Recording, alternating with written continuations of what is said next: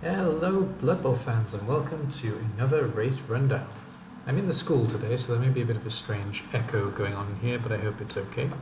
I've never recorded here before, so I'm not sure how the sound is, to be honest, though hopefully it's not too weird. Can't guarantee though. First time I've had a chance to do this video, so what can I say?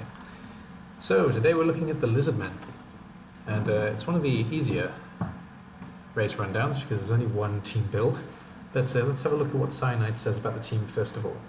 So, a highly mobile team. Very true, surprisingly good at movement. Even the Croxigor, the big guy, can move pretty far. Many powerful players. Yeah.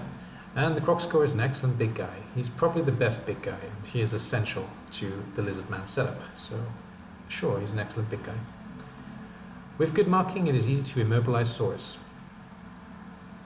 It is, but you've got to have at least a strength 3 team to pull it off properly. No player is expendable. I would argue the skinks are a little bit expendable, but generally speaking, no, that's true. And don't expect a passing game. Unless you're me, but no, they're not designed to pass, definitely. So, the Mage Priests foretold the game of Blood Bowl thousands of years before it was discovered by the dwarf Roselle. So it is no surprise that the Lizardmen play Blood Bowl, providing an odd blend of dexterity and strength. The Lustrian team can almost last the distance against a power team such as Chaos while remaining able to pull off the running plays off the Skaven. I wouldn't quite agree with the last bit, but otherwise I'm all for that. So, Lizzies. I don't know. That can be the motto. I don't know. And right, let's have a look at some of the things that you can have on lizards.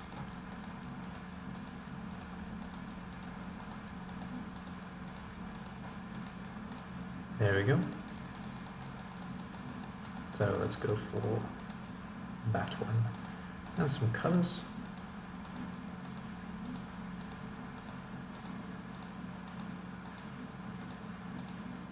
Never noticed the zebra one before, actually. It's funny how I always see something new every time I do one of these. I don't pay that much attention, to be honest, when I'm making a team in terms of costume. Which is funny when you think about it, isn't it? Let's take that one. White Freeze, sure, and custom team. And we're of course in Lustria. Where else would we be? Create? No. So like I say, there's only one team build, really. That's Croxigor, all 6 Saurus, and 5 Skinks. No, 4 Skinks. I was a bit confused there. I missed a Saurus, sorry. 6 Saurus, 4 Skinks, and a Croxigor, of course. Couldn't count for a second. That should give us enough for, I think it's 2 rerolls. I'll just check though. Yes, that gives us a 980 TVT. So that's the only build. I guess you could theoretically drop a Saurus for... Nope, you can't even drop a Saurus for a reroll when you think about it. No, because that'd be 40,000, so yeah, this is the only build. There is no other option than the one I just made. So, lizards. This is the only build you can have. Basically, you have a front line of Saurus with the help of the Croxigor. The Skinks stay in the back, they deal with the ball on offense. And when we're talking about defense, you have a defensive screen with the Saurus, and the Crox is basically your support piece. And then you have Skinks in the back ready to do cleanup when your opponent makes a mistake, basically. That's how lizards play. First purchase is definitely Apothecary, and you want to get the second team reroll at some point. But 11-man team is more than enough for lizard team, and it's always kind of strange when I see a team with 12 or more lizards. They're just not necessary. There's a long-running argument as to whether to recycle Skinks, and I'll talk about that when I get to the Skink build. But let's talk about the Croxigor first of all. So, Mr. Crox. Hello, Crox.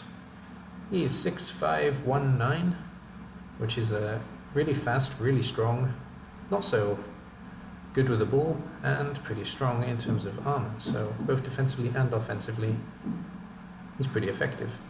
He has the loner skill, of course, so you have to roll in order to reroll. He has Mighty Blow, he has Bonehead, He has prehensile tail and he has thick skull.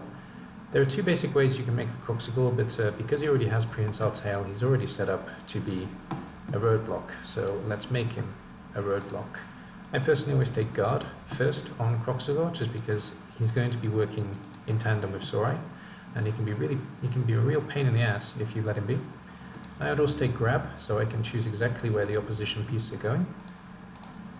And we will be taking stand firm, because we want the Croxagore to stand in the way of the opposition. I can see an argument for break tackle as well, but I'm not a big fan of break tackle. And I can also see an argument for Juggernaut, keeping him on his feet, but again, I'm not such a big fan of these two skills personally.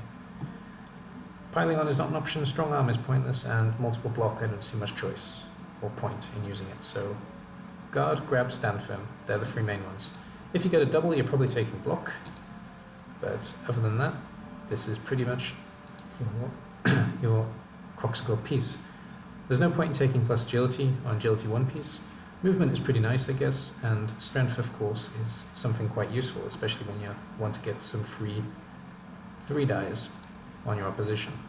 But this Croxagore is finished, in my eyes, if he hasn't rolled a double. If he has rolled a double, then great, but after this, skills become less important out of the options. And Saurus then. Movement 6, Strength 4, Agility 1, Armor Value 9. Pretty good piece. He's almost as strong as the Croxagore, just 1 strength down. So if you do get plus strength, then guess what? You can have 2 Croxes on the team, but this one doesn't have Bonehead or Loner. Having said that though, there's a more general level up route, of course. Block is usually the first choice for all of the Saurus, though you can make an argument for starting off one with Mighty Blow. I take guard on almost all pieces as well, though there needs to be some tackle in the team, and I can even see an argument for wrestle, but I personally wouldn't bother taking it. And other than that, you're going to take Mighty Blow and stand firm grab in the same way, just keeping everything in front of you, everything going exactly where you want it to go at all times. But block and guard are essential on every single Saurus. So if we just make a slight adjustment, so let's say this one I make a block tackle piece. Would help if I did both, wouldn't it? Sorry, block tackle, not tackle block. Guard would be the next level up. And this piece I make a quick developer, so Mighty Blow. I'm still going to take block, then guard,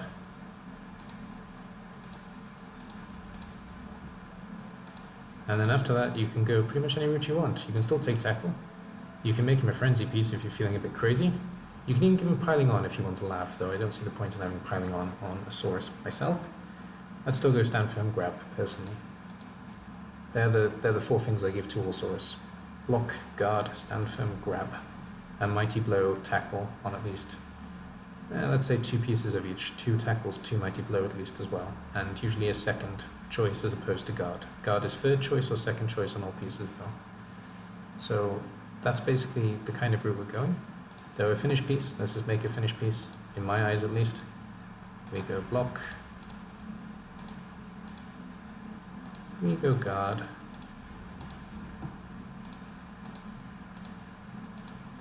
We go stand firm, and we go grab.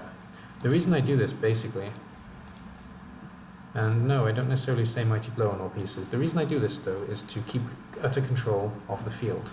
The Mighty Blow on all pieces is also a legitimate build. I just feel that I don't need it, personally.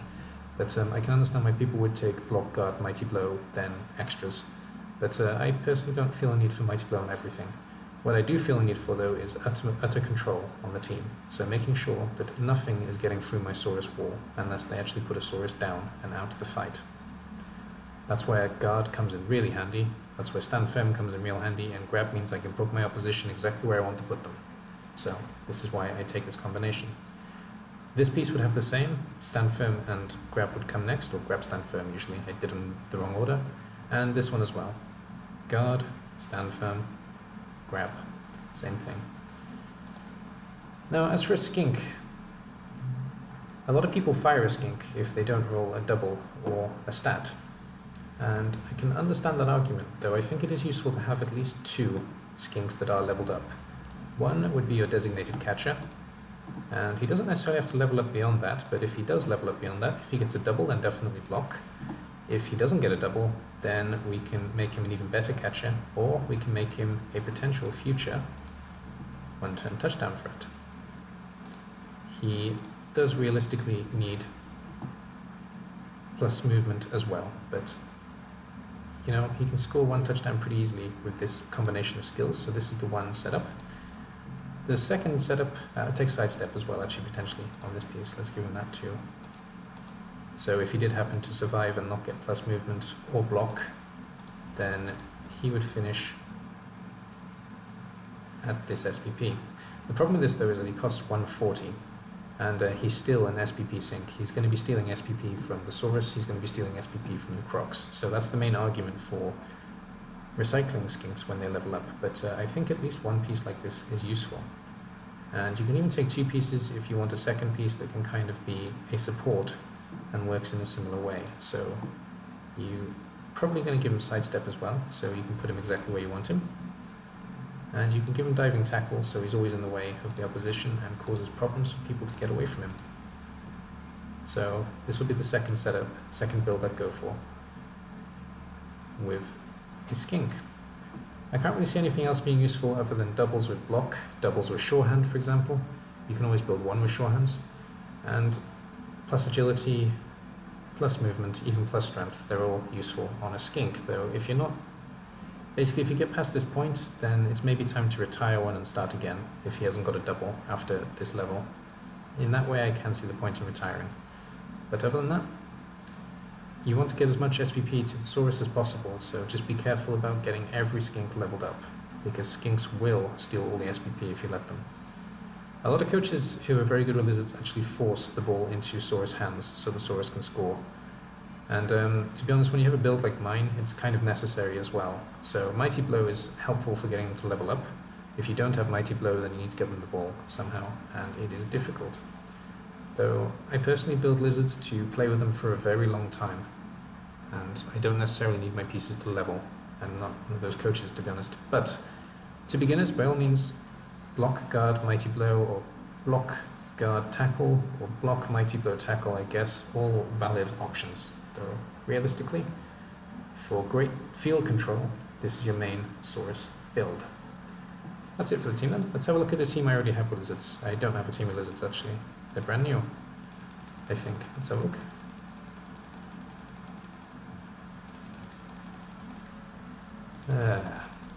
I did have an all skink team for a while. That was a bit of fun.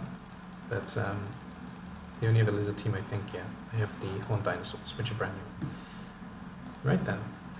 Talking about match tactics then. It's pretty straightforward in that I play a very similar game with lizards against all races, but we'll have a look. So, talking about a human team. Now, there is an argument for trying to absolutely butcher the human team, but the problem with absolutely butchering the human team is that your Saurus and your Crocs can get locked up. So you still want to keep a line, like I always say in all these videos actually, you still want to keep a line and try not to let your opposition completely surround you. So if you keep lizards kind of flat, then nothing's getting through them, and the skinks can run around or the skinks can run through, and you can send a couple of Saurus up in support when you're coming towards the end of the drive. But until you've had a decent punch-up with them, yeah, it's worth keeping a flat line. On defense, a similar story. Force the humans to try and break through you, as they don't really have the attritional value to stay standing against the lizard team long term. So if they want to fight, then give them one. If they don't, then stand in their way. To be honest, the lizard team is a scary team, no matter who you are playing against them. I think they're the only team that's, no matter who I'm playing as, I think, oh crap, not lizards. So even a bad coach can do really good things with a lizard team. So that's it for humans. With orcs, it's a little bit different because orcs can actually kind of hold a fight against you. It's not a bad matchup for either team, to be honest. A good orc coach will force you into a corner, but if you're facing an orc coach who is relatively inexperienced, or if you're facing an orc coach who is not really good at team positioning, then you can completely control the field as lizards. Same idea, keeping a flat line and forcing the orcs to bring the fight to you. And when the orcs bring the fight to you, basically, they're giving you lots of free blocks, whereas they're only getting 1 or 2 off themselves. So don't start the fight yourself, let them come skink hunting, and let them come and deal with you. Dwarves is kind of the same, but at the same time, because dwarves are so slow, that's the one advantage you have over them. You can completely run around them and away from them. Your best bet is to try and force them into a corner, or to try and force them into a box so the skinks can get away from them. Keep the skinks well out of range, keep the saurus well in range, but not necessarily based up against a dwarf with block, tackle, etc.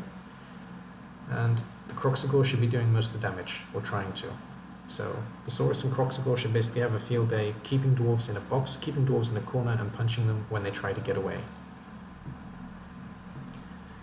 Skaven are one of the few teams that can actually break through your line quite successfully. I mean, they don't even have to try that hard, to be honest. Though it's still important to keep this flatline defense and flatline offense in the same way. And keep in mind that your skinks can actually match the gutter runners for strength, so you can actually use the skinks in the Skaven matchup for gutter runner hunting. But gutter runners can also go skink hunting, so don't get too locked up in that fight. And trying to put the storm vermin down is usually a good idea as well, because if you can get rid of the storm vermin, they're really going to struggle against lizards without them. Any elf team is kind of the same as Skaven. They have the ability to get around you and through you, but you've got to try and stop that by keeping a flat line and being able to retreat if they do manage to break through a gap. So leaving them a little bit of space, but not too much space, is a good idea. So keeping them 2 space in front of you as much as possible. Unless you're getting close to a scoring position, then you have to put the pressure on. And if an elf coach or any agility coach is, well, silly enough to cage against you, completely surround that cage with lizards, and he's not going anywhere. No elf is going anywhere if they do try that. But if they are playing more a scatter, then try and keep them in a controlled area, but keep a nice flat screen against them so they can't get through. Whenever I say flat screen, by the way, I don't necessarily mean you need 5 pieces in a line horizontally. You can have it as kind of an arc. It works in the same way. In fact, an arc is usually better because it gives the opposition less place to move. Dark Elves is a similar story. The only difference is that they, of course, have their Witch Elves that can potentially push you off the field. So just keep an eye on the edges, and don't be afraid to let a Dark Elf get through. Just don't let too many of them through at once.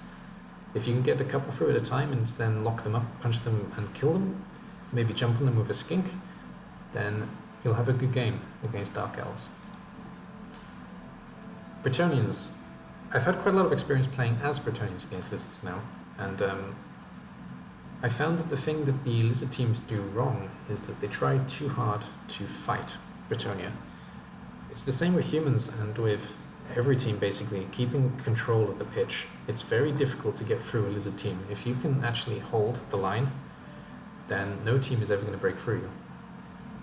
But, oh well, obviously sometimes dice go against you, etc. But generally speaking, it takes at least 2 people to get a 1 die on a Saurus. So just keep that in mind. Keep your tackle zones tight, and if you have lots of guard, use it all together. Bretonnians will never get through. They'll have to go around, they'll have to try things that are a little bit crazy. That's the great thing about lizards. You can really force your enemy to take a lot more risks than you have to take yourself. Chaos. Early on, this isn't such a difficult match because, again, you can play this defensive game where you keep them stuck in front of you. When you're playing higher level TV Chaos, though, you have to be careful of that claw, the abundance of guard on their team as well, the abundance of mighty blow, etc. They can really hurt your lizards if you let them. So it's very much a case of not letting them get too involved in the fight, even more so than with other teams. You need to make sure that you're getting the most blocks on them, not the other way around. Having said that though, if they are a team that want to attack and foul all the time, then let them, and run around them and score when they're doing it. A Wood Elf team. Wood Elf team is similar to Skaven in that they can break through quite easily. They can break through your lines quite easily. And therefore you have to be aware of that at all times and still have the skinks ready to defend if 1 or 2 do get through. The Saurus can come in support, and the Saurus can even blitz if you need to, but the Skinks need to stay back to be this defensive buffer against these teams. When you're on attack, same thing, keep the Skinks back until there's a big enough break that you can get them through safely, and use the Skinks as a team, because the Saurus can actually hold Elves and Skaven on their own, with the help of the Kroxigor, of course. We don't do mirrors. Norse team is a funny one. It works the same as humans, but Norse coaches generally are quite willing to get involved in the fight, so you can actually have a really good game against a Norse team if they're not careful, where you just basically murder them. I've had many a game against Norses at every race where just the Norse coach just got way too involved in the fight, and I was able to basically beat them to death. So if you're playing against an interesting Norse coach, it's a bit more difficult, but it works the same as humans, it works the same as the elf teams, just keeping a flat line against them, and if they do try and break through, then punish the ones that break through, basically, with Skaven and Saurus together, with Skink and Saurus together. Undead is where it gets a bit tricky, because Undead are playing a similar game to you, generally speaking. They have slightly less strength though, but they do have the mummies that can cause you huge problems. And if the Undead coach is a good coach who uses mummies in tandem with each other, then your Sauri may suffer a little bit. It's one of these games where you can potentially lose a Saurus or two, and you need to be prepared for that. But trying to force the mummies into a position where you want them yourself and you can still keep control of the majority of the field while picking off zombies where you can, picking off wights where you can. And, of course, punching a ghoul because everybody hates ghouls. But it's mostly about keeping control of the mummies and keeping them out of the center so you can basically force them to use 2 mummies to one of your Saurus as much as possible. Necromantic is something similar, but the wolves can cause you some serious issues with that claw, especially if they have block already as well, and your team isn't particularly well developed. The main thing to do is hit a wolf when you can, try and get them into the frenzy trap as always, and same idea, keep the flat line against them. The flesh columns don't help as much as a mummy would, so you don't need to worry too much about a flesh column. 1-to-1 on flesh columns not such a bad idea, just keep them locked up. If they are using flesh columns together, then even 1-on-2, risk the Saurus in order to keep them out of the fight. Nurgle. Now, because you're not playing a passing game, I think that Nurgle's tricks are kind of lost on lizards a little bit. The not disturbing presence. The foul appearance is still a bit of a problem with Saurus trying to punch warriors, but eventually you will get them down. But they can match you 1-for-1 with the beast as well, so don't get too stuck in the fight in the same way, and when they are developed with all their claw, their piling on, their mighty blow, etc., then same again. Don't give them too many blocks against your team. Try and get more by letting them start the fight themselves. A Khemri team is interesting because a Khemri team works very much on a 4 Tomb Guards at the front pushing the line forward, and Saurus are kind of the same, with the 6 Saurus at the front pushing the line forward. So you're going to get to a point where you are just butting heads, and to be honest, Khemri against Saurus often comes down to which team has a better attritional game. Having said that though, if you can keep the Tomb Guards at least a little bit separate, you can put them down with Saurus. You're one of the few teams that can put them down, and the Kroxigor can hit one for free, of course, if he doesn't burn head. Though keeping the Skinks well out of reach and away from the Blitzrouse as much as possible is essential to survival and victory against Khemri. With Chaos Dwarfs. The Chaos Dwarf blockers aren't really such a big deal for you, so long as they are not constantly in your face, and so long as they're not constantly getting blocks against you. The Bull Centaurs are a bit of a problem, but you can put 2 Saurus on 1, if possible, and get rid of the bloody thing. The Hobgoblins are not really an issue at all. The only thing they can really threaten are your Skinks, but you can team up on them, and the Hobgoblins only have armor value 7, so there's a good chance you can put them down. A good Chaos Coach won't get too involved in a fight with you, so sometimes you have to kind of just push them back at every step you can. Same idea as before though, try and get them to start the fight with you. If you're both on a standoff, then, well, pick your fights carefully. The same with all teams before as well. Against Amazons, This is going to be mostly theoretical. I've played Amazons against lizards. I haven't played lizards against Amazons, but a good Amazon coach would be like a good Norse coach, where they're kind of trying to systematically get around you, as opposed to try and punch their way through you, of course. The main problem with Amazons, without tackle, it's very difficult to put them down. So for lizards, they're particularly frustrating because you don't have the skill set to get rid of them.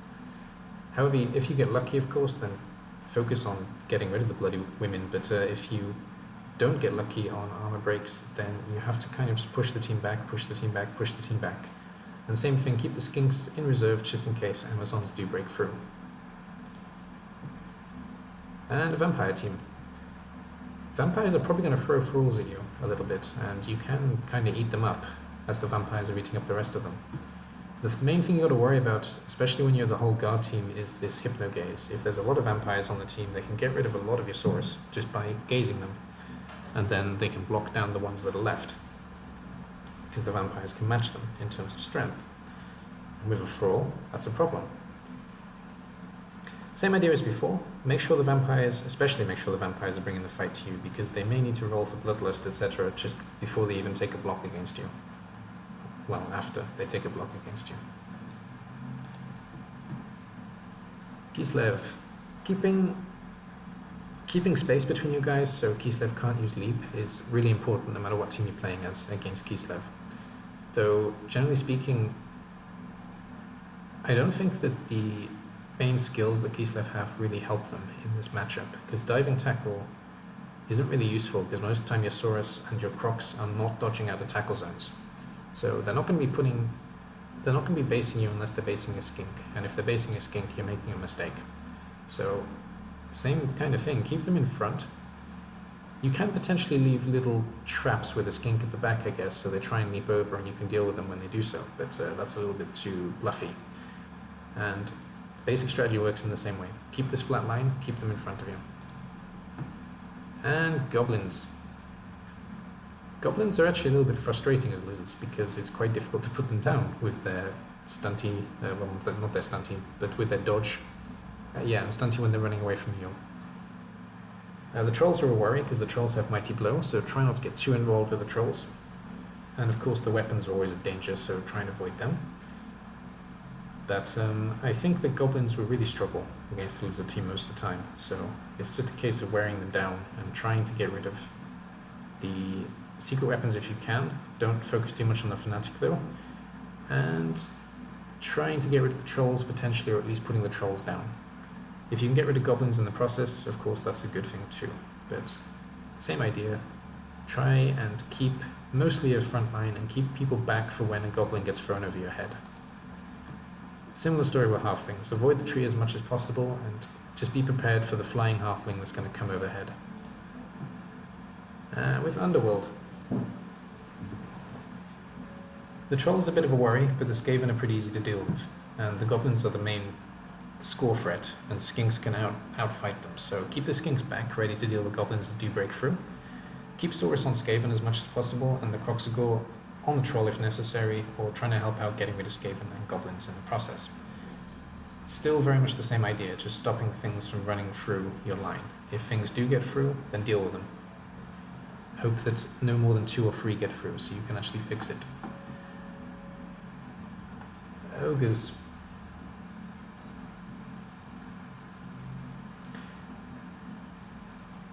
I can imagine actually, it's going to sound strange, but I can imagine that ogres are a little bit of a problem, because the ogres themselves are equal skill, apart from movement, to the Saurus, and there's 6 of them like there are 6 of you potentially.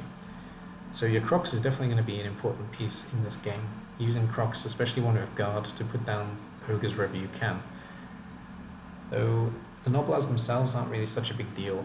Make sure that the Noblar can't be chucked, that can definitely help you, because you have the pieces to stand toe to toe with ogres. I am right, aren't I? They are strength. They may actually be... yeah, that team doesn't have ogres, sorry. Let me have a quick look. No, they're strength 5, never mind, ignore me completely. So yes, the ogres are even more worrying than I thought they were, because of course they're strength 5, of course they are. So you can't do a fight for fight with the ogres, but it is a good idea to keep them so they can't throw. and make sure they can't cage up around that Noblar, because even lizards are going to struggle to put them down, just less so than other teams. Getting rid of Noblars whenever you can, with Skinks and Saurus alike, but keeping the Skinks out of the fight wherever possible too. Noblars only have strength 1, so anything can splat them. And the Ogre team isn't that serious, so there isn't really too much to worry about, just as long as you stop them from getting through your line, and keep things in reserve just in case something does get chucked. And Elven Union. I can imagine that lizards are a nightmare for Elven Union, because you can't really swamp a Saurus, which is kind of what Elven Union do. They swamp something and try and force their way through like a swarm of flies. And I think the lizards are pretty much the perfect counter for that, other than maybe Nurgle. They're the only team I can think that are better for countering that. So long as you're keeping a nice tight defense, Elven Union are really going to struggle to break through you. Skinks, again, in reserve, and punch elves whenever you can. These elves are especially squishy, so squish them. That's all I got for lizards, I guess. There isn't really much to say about them, because, well, they're a team that have, on paper at least, a pretty straightforward tactical playstyle, but it does take some perfecting if you want to be a good lizard coach. A bad lizard coach is still a problem, but more likely to be broken down. So focus on making a very, very tight positional team, and every opponent will struggle against you. Lizards are one of the worst teams to play against, no matter what team you're playing as, so use that to your advantage any way you can. I guess that's all for this one. This feels like it was a quick one actually, but thank you very much for watching. That's it for the lizards. We're on to Norse next, I believe, and I'll see you for that one soon. Bye bye for now.